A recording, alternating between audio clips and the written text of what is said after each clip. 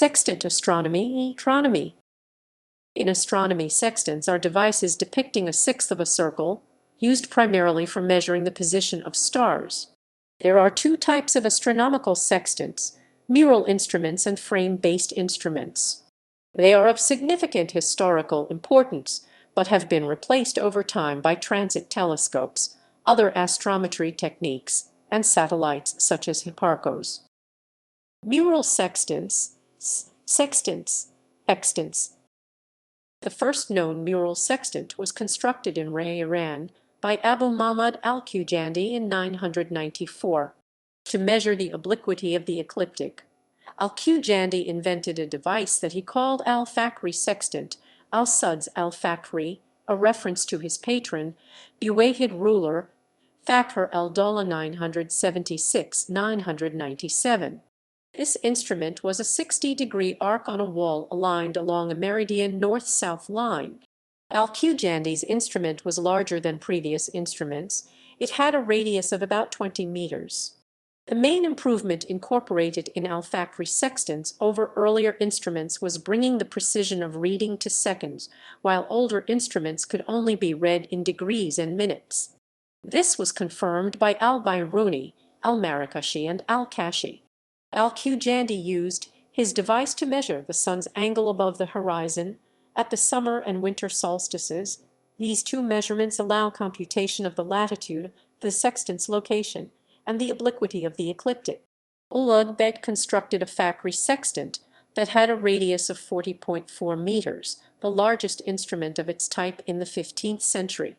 Housed in the Ulugh Beg Observatory, the sextant had a finely constructed arc with a staircase on either side to provide access for the assistants who performed the measurements.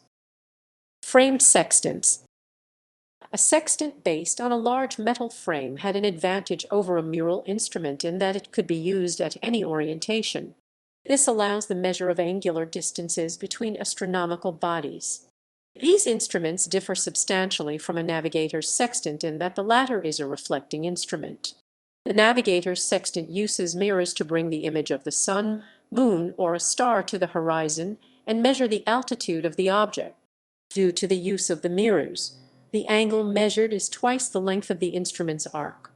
The navigator's sextant measures 120 on an arc with an included angle of 60. By comparison, the astronomical sextants are large and measure angles directly. A 60 arc will measure at most 60. Construction. These large sextants are made primarily of wood, brass, or a combination of both materials.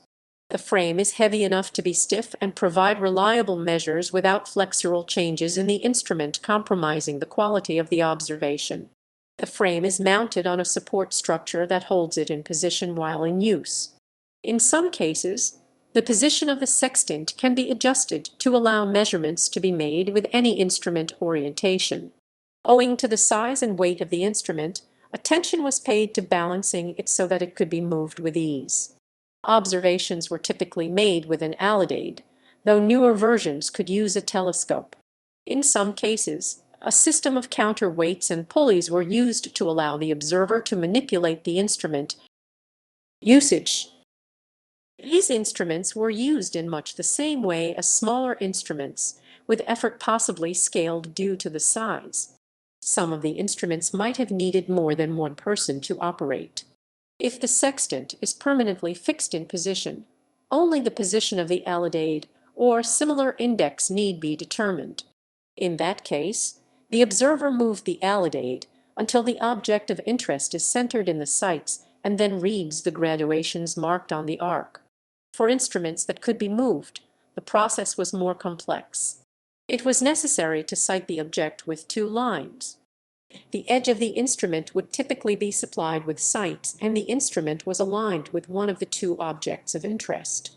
The alidade was then aligned with the second object as well. Once each object was centered in one set of sights, the reading could be taken.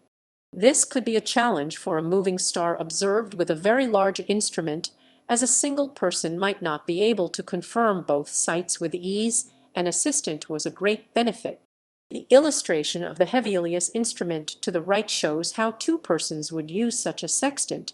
His wife Elisabetha is aligning the instrument while Johannes sets the alidade. Well-known framed sextants. Taki Aldin used a sextant for the determination of the equinoxes.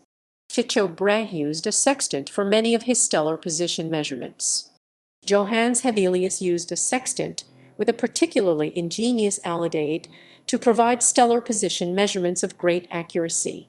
John Flamsteed, the first Astronomer Royal, used a sextant at the Royal Greenwich Observatory.